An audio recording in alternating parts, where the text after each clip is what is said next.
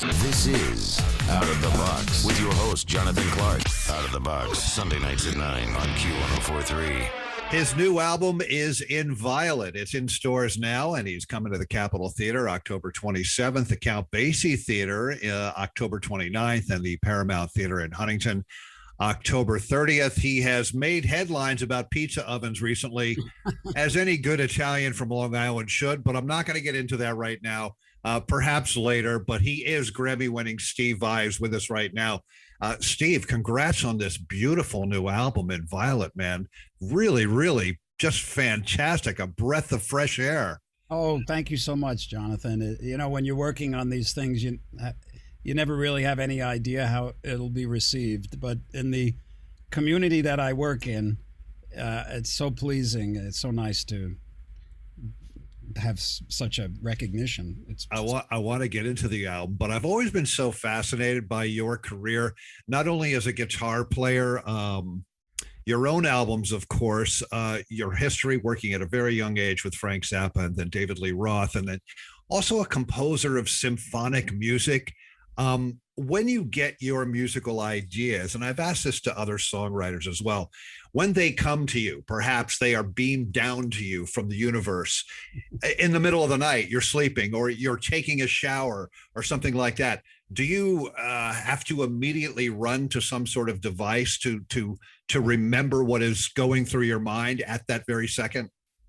Well, you know, it happens in a multitude of ways, and I don't put up any restrictions. And yeah, sometimes, you know, you'd be out doing something and somebody might say something and you say, oh, that's a good name for a song, you know. And the title in and of itself can inspire a audio, you know, the harmonic and melodic and the solos and everything. So inspiration can come all sorts of ways. Usually for me, and yeah, there's times where I'll be doing something and I'll be with somebody and I'll go, wait a minute, I gotta, you know, and I have my iPhone and I go and I start singing something, or, you know, but usually it's like if I'm sitting with the guitar and I capture an atmosphere, you know, by chords or melody, and then it just kind of takes you and you focus on it, you invest yourself, you invest your imagination and your attention in the atmosphere of the chords or whatever it is, and then the song just comes. It tells you, it guides you, and that's the you best know. way. And I've always wanted to ask you this specifically on the top of symphonic music. You know, I'm sure you're familiar with a guy named Ludwig von Beethoven, who composed historical pieces of music when he was virtually deaf. Now, I've never been deaf. I don't think you've ever been deaf, maybe like after an AC/DC concert for a couple of days. But I'm told that even if you are deaf, you can hear music in your head. Talk about that. Have you ever contemplated that? Well, can you hear your own thoughts if you were deaf or blind or anything? So, yeah. You can hear your own thoughts in a way. So musical melodies in essence are thoughts. So, and once you understand the infrastructure of the staff in notational terms, you know that if this is a C, then a B flat sounds like this. That's the tools that you need to convey your deaf ears hearing the melody inside onto a piece of paper. And that most composers can do. You know, I mean, that's what composers do. You imagine musical scenarios and then you sketch them out. And sometimes you'll plunk on a piano, or, you know, like I'll go to a piano or something and just hit a chord, and that's all I need. You know, I can then compose without an instrument, because you hear it in your head and you know the relationship between the notes. And Beethoven was like, you know, that was his juice, man. You know, I mean, his inner musical meanderings were, besides historical, they were vast, and also he had all the tools necessary seamlessly to translate it onto paper. I can only imagine how difficult it must have been for him to hear it in his head and then manifest it onto paper and not be able to hear it in the physical world. You know, yeah, and he had been doing it for so long at that point that he understood that language and the process so well that it sounds really incredibly, insanely difficult to do. But after you've been doing it for, at that point, I guess it was 20, 30 years maybe, he understood that process really well. And yeah, it must have sucked to not be able to play it and hear it on the piano even, you know? Guys like Beethoven understood the process when they came out of the chute. You know what I mean? This was an innate gift that was cultivated through his life, but all the mechanics of it were just there. This happens with musicians. You can see it. There's this whole slew of these new young musicians that are coming out now, and what they're doing is extraordinary. One of the ones that I follow is Jacob Collier.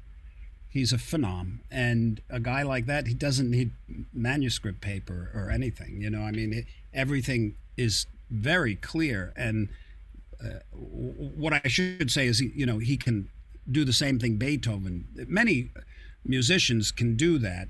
It's an inner visualization, but the quality of what's written is what makes the genius. Not the process of writing. Because if you were deaf, you would still be able to read a book and understand what's going on, right? Because you understand the language. So a musician, especially a maestro like Beethoven, they understand the written music as simply as you reading a book. You know, they hear the story in their head just by looking at it. I know people like this. And it's just an awareness of sorts, and it's a gift. I mean, they're born with that gift, you know. Yeah. But everybody has this gift in different capacities, on different subjects for different things. It could be something as simple as, for some people, a cooking recipe, or a piece of art. And maybe it's they like to organize things, or so there's this understanding of a natural flow of enjoying the creative moment, enjoying the and I'm sure Beethoven was doing that. And anybody that's enjoying their creative moment is in fact doing what he was doing. Steve Vai is with us. The new album is In Violet. He's coming to the Capitol Theater October 27th, Count Basie Theater October 29th, and the Paramount Theater in Huntington October 30th. So, Steve, this album is number one. It debuted at number one. Well, let me explain that. What chart is that? Yes, it was in the Billboard Hard Rock. Yeah, Billboard is like the magazine that has all the charts in it, and there's all sorts of different kinds of charts. The big chart is the top 200, and that's where everybody, whoever sells the most records, But then they have like jazz charts and rap charts, R&B charts, all these different charts, and they have a hard rock chart, and it's really just academics. The software goes out and just reads everything that was sold and downloaded, and then it says, hey, guess what? This week you had the most. And yeah, but still, can you say that this is your first number one album? You can say that, right? I believe so. Yeah, I believe that it's my first debut chart at number one. Well, congratulations. On any chart. But come on, we'll take it. We'll take it. Oh, Absolutely. I'll take it, brother. I'll take it. Hey, if it was this the top new album, 200. Yeah. Well, you're going to knock off Drake next week, right? Yeah, that's right. I'm going to kick his ass. Is there a song on this album, new album In Violet, that you played and recorded left-handed? Yes. Well, one-handed. One-handed. Yeah, because I'm righty, but righty guitar players play with their left hand on the neck. And I was in a situation, I had a long time coming. I had hurt my shoulder. My shoulder was just getting whacked, and I tried everything for, time, very holistic approaches, everything. And, it just got to the point where it was just shredded, and I got to call the ortho, right? You got to call the surgeon, and I went in and I had very successful surgery, and it was great. And I was playing the guitar again in like 3 weeks. But when I had gotten back from the hospital and I was in the sling, The name of the sling was called a Knappsack because the doctor that did the surgery, his name was Dr. Knapp, K-N-A-P. Fantastic. I love it. And he made this thing, the Knappsack. So I got home and I had my guitar and I just, not this one, I received another one, a new black Onyx Pia. And let's see if I got it on here, I'll show you. And if you have sort of like a legato style like me, it's not so difficult. It's not a big secret. I mean, you got to work on it. Yeah. And the minute that I picked up the guitar and I started playing with my left hand only, because of course I was thinking, damn, I can't play, and then I put my hands on the neck. Well, you were literally like right from the hospital, and it was like everything was stiff and probably like your right arm wasn't ready, right? I mean, no, I couldn't move it at all. But I started moving my left hand. I'm saying, hey, wait a minute, I'm gonna write a song with one hand because I can, and so then I thought, well, it's got to be an enjoyable piece of music. It can't be a gimmick. So I recorded that song Knappsack and made a video, and it's pretty entertaining in a sense, but I think it's a good song, and I had it and I did it during lockdown for the fans. And then I said, hey, this is going on the record. Shout out to Dr. Knapp. Now, is he going to get a co-write credit or co-inspiration? I'm actually going to be seeing him on Friday because good. This is the pizza incident. Okay, so I was playing the guitar like 4 weeks after the surgery, but these things take like a year to like really heal. You're like an athlete. You got to go into, rehab. I had to do all that stuff. And then I was healing so fast, and I made the whole record that you forget that you have to baby it, and I was making pizza. Wait, okay, Holly, stop right there. Stop right there. Right. Where is your pizza oven? Is it inside or outside? Right. I'll show you.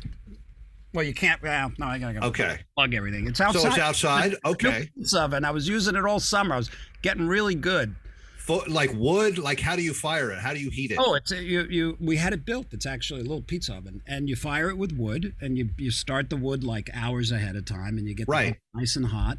I'm very jealous of you right now, by the way. Oh, great, man. Who does not want a pizza oven at their house? I know, right? And I wanted one, and we finally got one, and we really enjoyed it. But so you're rocking the pizza oven all summer long. Then what happened? So I had some friends over, and you have to put flour on the spatula when when you pull it, it goes into the oven.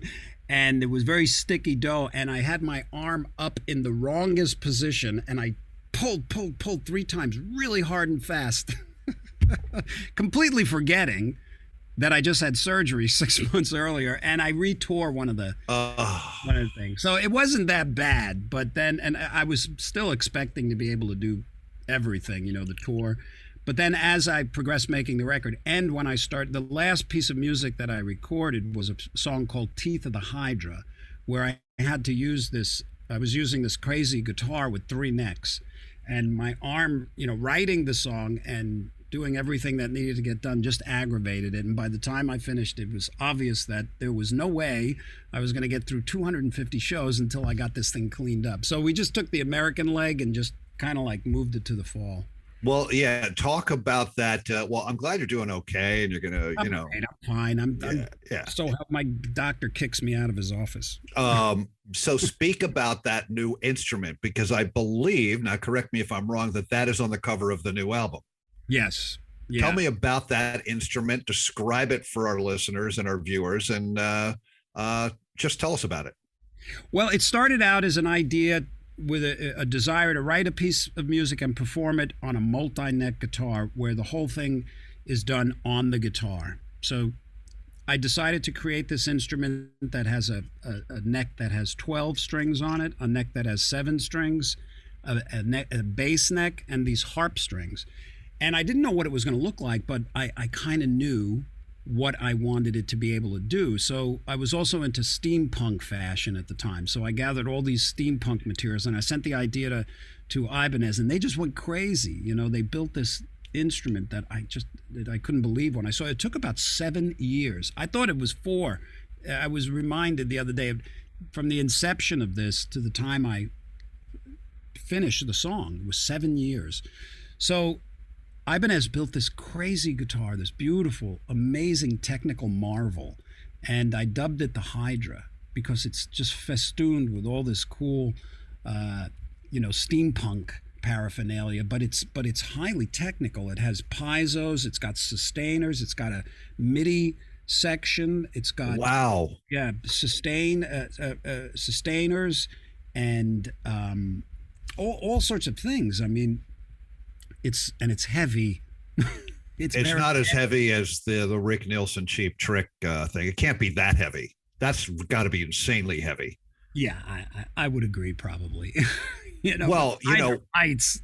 Well, I remember seeing you in a video. Maybe it was with David Lee Roth, where you were doing things with the big heart guitar. Yeah, the right hand and the left hand simultaneously. So you can accomplish this as well with this Hydra as well? Yeah, the heart guitar that I used back in the Dave Roth days, it originated as a prop, just for a video, just something kind of quirky and funny and weird and entertaining.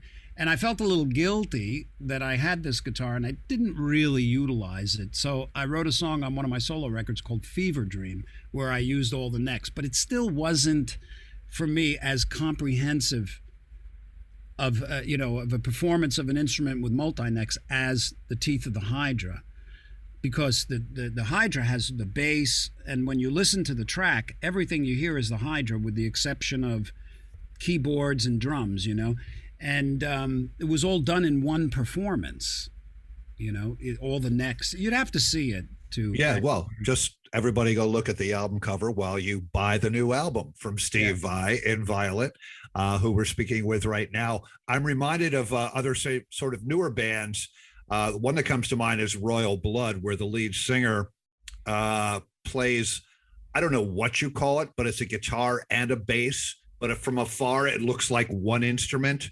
But there's guitar strings on it and bass strings on it so as well. I'm also reminded of maybe you've seen this guy play, Junior Brown. He's got a thing called a Git Steel. It's a guitar and a steel guitar. He's like a country rock. I mean, it's fantastic. Check it out, Junior Brown. There's all sorts of people have been experimenting with this kind of thing for a while. Pat Metheny has a guitar. It's an acoustic guitar. It's got all these necks. It's called the Picasso guitar. And if you go online, I mean, these days we have such access to see people who are like roomers in their own room. You know what I mean? Like these brilliant people that sit in their room and have no real brain muscle to go out and get a deal or develop their whole thing, but they have a camera and they know how to upload to the internet. So you get these clips that are just unbelievable of players doing things that you just wouldn't see before, really. Oh, yeah. Next thing you know, it's like an hour and you've been looking at your cell phone, looking at YouTube videos of these incredible musicians that we've never even heard of before. Unbelievable. It's so great. And they inspire me. So you must be dying to get out and play live. Oh, man. Oh, gosh. I didn't realize how much I was jonesing to get out there because, for the past 42 years, I've toured. I've been a touring musician. And in the beginning, I thought, there's no way, I'm not doing this for the rest of my life because I didn't have my sea legs together, Right. Once I joined Dave Roth's band and all, I really started to appreciate touring and the quality of life that it brings because it's this incredible opportunity. When you grow up in a culture and you go to school and you learn about other cultures, you're getting a perspective that's very limited. It's not until, for me at least, when I would start going all around the world. And I mean, I traveled all over. I played in Siberia. I was one of the first rock artists to play in communist China in the 90s. I've been all over, and I love it because the diversity is the gift. When you go into a city like Austria, you go to Vienna, there is such amazing culture, the architecture, the food, the people, the way the streets are outline, the old towns, the history. It's just so wonderful. I was blind to it. And then you learn things that you just can't learn in school. And then you see a lot of the stuff that you learned in school as being relatively unnecessary to the really important things that were going on, which is the great diversity in the cultures that's right there. Oh, absolutely. I mean, I think that's why so many people really got into Anthony Bourdain as well. Just, you know, and plus, like, I'm sure I could say, hey, Steve Vai, what's the best, chocolate in Bruges? Or, what's the best pizza place in Prague? Can you tell me?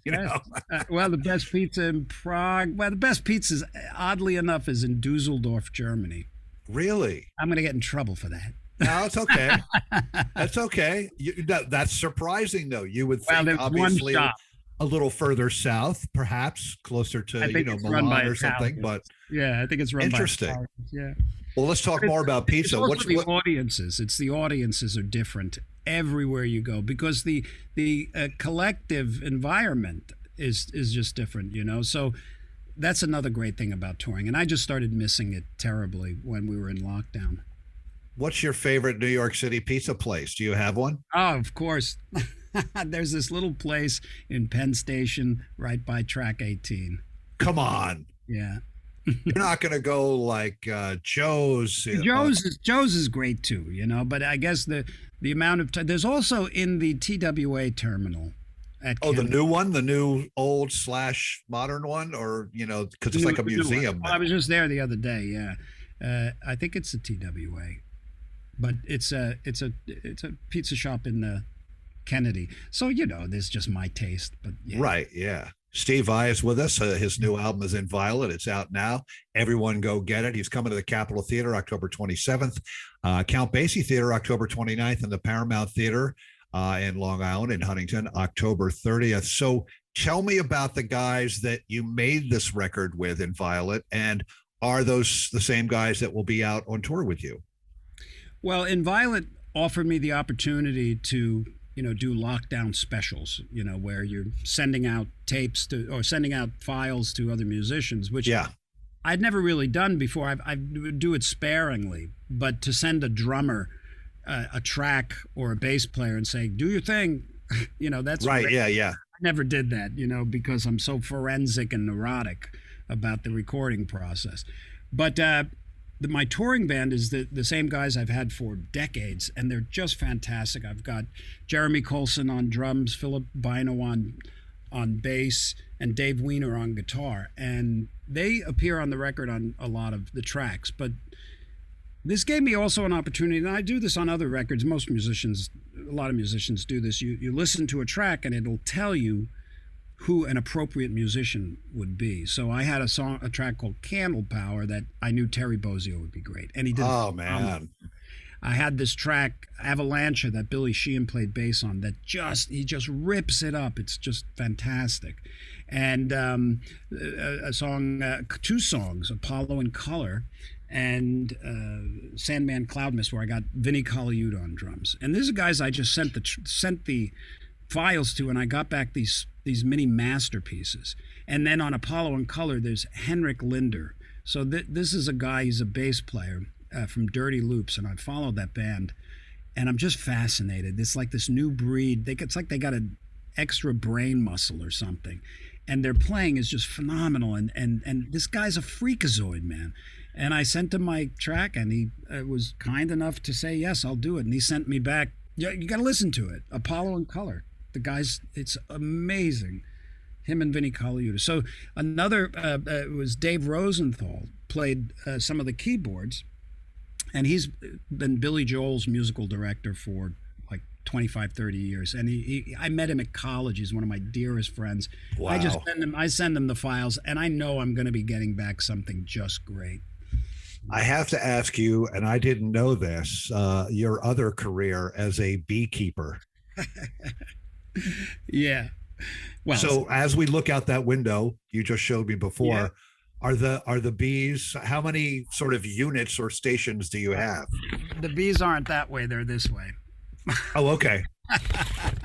Well, that's funny. It's a great story. It's another one of those quirky things I like to do. We moved into this house we're in about 25 years ago, and it was completely vacant. And I wanted to plant some fruit trees. My wife wanted a garden. So I just did a little research, and I discovered that honeybees are the best pollinators. And they're really easy to keep. You don't have to do much. But I got fascinated, so I kind of studied the whole thing. And I got a hive. They're very easy to get. You just call up a local beekeeper. And that's really it. But you can, as a beekeeper, cultivate the hive. And I did that. Been doing it for years. And that's like, once a month you go in there and you just make sure they're doing okay. And once a year we used to pull the honey. And it was like a 2-day process that turned into a big wine and cheese party. But one year I got 600 pounds of honey from from 7 colonies. Yeah. And then the colony collapse came in and we lost a lot of the honeybees, but they're back on the rise. I still have 2 colonies and I know all their names. Oh man. And you have a queen. You must have a queen, right? Yes. I have 2 queens because I got 2 colonies. Well, I got 3 queens. So one would think the Steve Vai brand extension would include honey for sale, honey on the website, the Steve Vai website, honey, whatever. Yes, I did sell it for charity for a while, but now I'm selling honey with pizza. I mean, pizza with honey on it. So there you go. That's really California right there. Yeah, you just got to add the pineapple, right? I mean, right. Steve Vai is with us. Everyone go out and get the new album in Violet. It is fantastic. And by all means, we look forward to Steve just melting our faces at the Capitol Theater, October 27th, the Count Basie Theater, October 29th, and the Paramount Theater in Huntington, October 30th. And Steve, listen, you're going to be in and around the tri-state around that time in October. We would love to have you come by the Q1043 studios. You were there once before. Let's bring you back.